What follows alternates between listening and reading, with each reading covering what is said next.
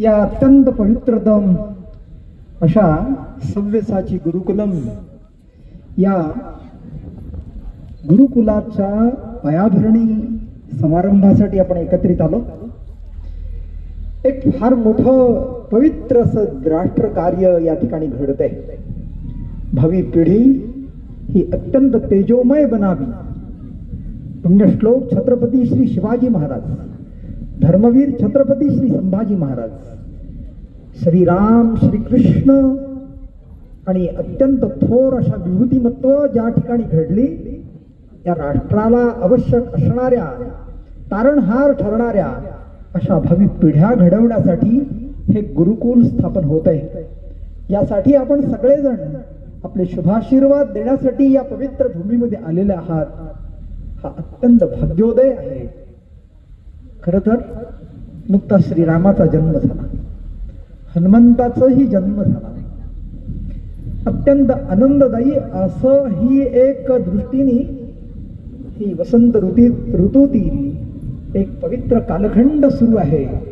आणि आज या ठिकाणी या सव्यसाची गुरुकुलम की जे आपल्या महाराष्ट्रातील भुदरगड तालुक्याच्या पार्श्वभूमीवर असणारं जे वेंगरुळ नावाचं ठिकाण, ज्या ठिकाणी गेली अनेक वर्षाचा एक उपक्रम त्या ठिकाणी सुरू आहे, एक दिव्य कार्य सुरू आहे, त्यातूनच प्रेरणा मिळाली आणि हे दुसरं गुरुकुल या ठिकाणी सुरू होत आहे, जे कर्नाटक प्रांतासाठी एक मोठं वरदान असं ठरणार आहे. या ठिकाणी काय घडेल? आत्ता आपल्याला आपले लखनजी म्हटलं की मला लक्ष्मणाचीच आठवण होते. लक्ष्मण हे केवढं उदात्त दिव्य जीवन त्यांचं स्मरण व्हावं. श्रीरामाच्या पाठोपाठ लक्ष्मण केलं की ज्याने आपलं सारं जीवनच मुळी रामकार्यासाठी दिलं.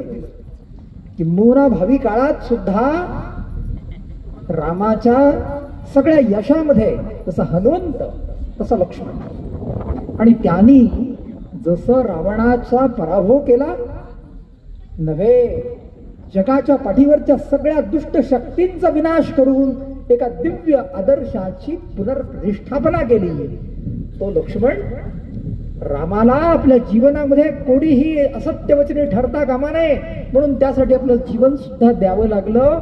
अशा थोर बंधूचं स्मरण या निमित्ताने घडते. ते लखनजी त्या सव्यसाची गुरुकुलांमध्ये आपलं सगळं जीवन वेचतायत, समर्पित भावनेने काम करतायत. जगू पांग फेडा वया मायभूचे आम्ही मार्ग चालू जिजाऊ सुताचे, तो आदर्श डोळ्यापुढे ठेवून ते कार्यरत आहे. या ठिकाणचं हे दुसरं एका दृष्टीने दिव्य असं कार्य या कर्नाटक प्रांतासाठी उभं राहत आहे. अपूर्व आनंदाचा क्षण. आपण सध्याचा काळ पाहतोय. एका बाजूला या देशामध्ये राहून जगाच्या पाठीवर कुठेही नाही तितके सुखी असून सुद्धा देशाशी वैर करणारी अशी इस्लामची एक पिलावळ या ठिकाणी काम करते. आमच्या देशातली आमचीच भूमी ती बळकवायची. त्या बंगालमध्ये काय चाललंय की जिथे स्वामी विवेकानंद जन्माला आले, ज्या ठिकाणी अनेक क्रांतिकारक जन्माला आले, या देशासाठी ज्यांनी सर्वस्व वेचलं, अशा अनेक नरवीरांची भूमी पण त्या ठिकाणच्या हिंदूंना जगणं अशक्य व्हावं असा प्रकारचा त्या ठिकाणी कावेबाजपणा चालू आहे. आणि या देशामध्ये मी कसे अन्याय करणार याची एका दृष्टीने पार्श्वभूमी ते निर्माण करतायत. या पार्श्वभूमीवर आम्ही कसं वागलं पाहिजे, हे सव्यसाची गुरुकुलम आम्हाला कोणत्या प्रकारची विद्या प्राप्त केली पाहिजे याची शिकवण देण्यासाठी आणि एका दृष्टीनं या भारतवर्षातील साऱ्या पुढच्या पिढ्यांना आश्वस्त करणारं असं दिव्य कार्य या ठिकाणी उभं राहणार. याचा एक आनंद या ठिकाणी आम्हाला निर्माण होताना दिसतोय. आम्हाला करायचंय काय?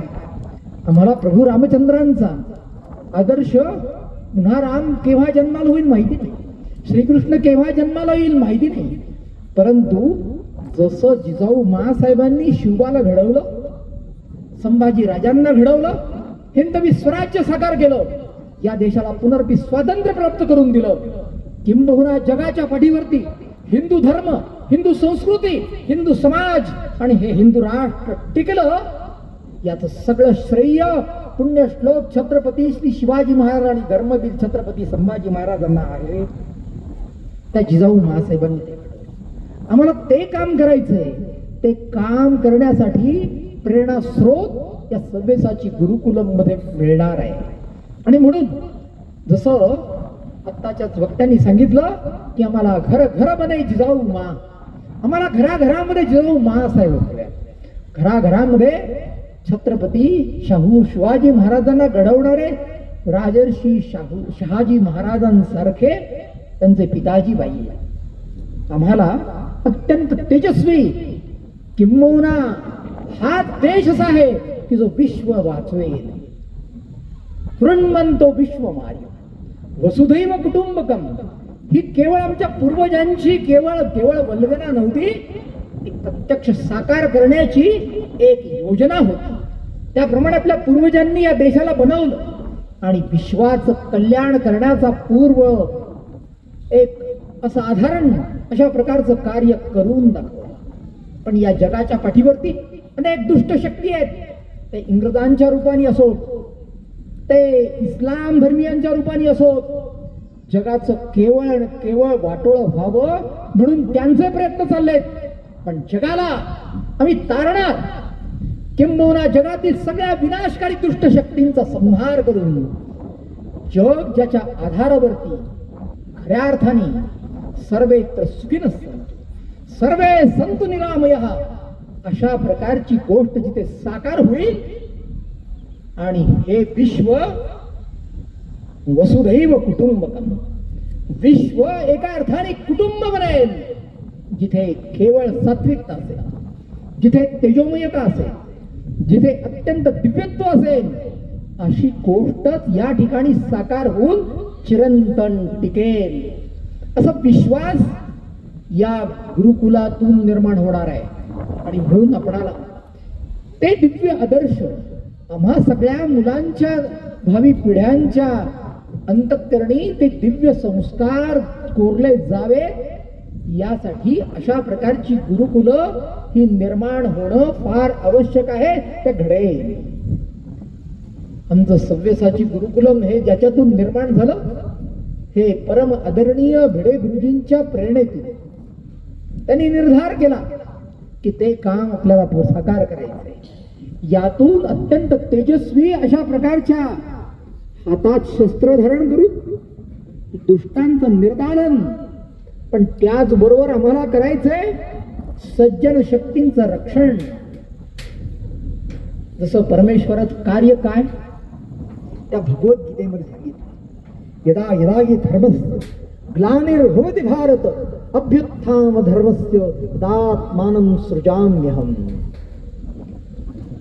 परित्राणाय साधूना विनाशाच दुष्कृताम. हे परमेश्वरी कार्य, हे परमेश्वरी कार्य करण्याची प्रेरणा या गुरुकुलांमधून निर्माण होणार आहे. म्हणून अशा प्रकारची गुरुकुल प्रत्येक प्रांतात तर असतीलच, प्रत्येक गावात देशात असतीलच, परंतु जसं मगाशी सांगितलं लक्षावरी गुरुकुल होती. या इंग्रजांनी जगाचं वाटोळं करण्याकरिता सगळ्यात पहिली महत्वाची गोष्ट केली, ही विद्येची जी आराध्य स्थानं आहेत ती नष्ट केली. आम्हाला ती पुन्हा निर्माण करायची आहे. आम्हाला विश्व वाचवायचंय. विश्व एका अत्यंत दिव्य मार्गाने जाणार असं जर निर्माण करायचं असेल तर त्याचा कुठेतरी परिपाठ, त्याची रचना कुठेतरी होणं आवश्यक होती. हा आदर्श पुन्हा प्रस्थापित होतोय आणि याच्यासाठी तुम्हा सगळ्यांचे आशीर्वाद याच्या पाठीशी उभे राहत आहेत.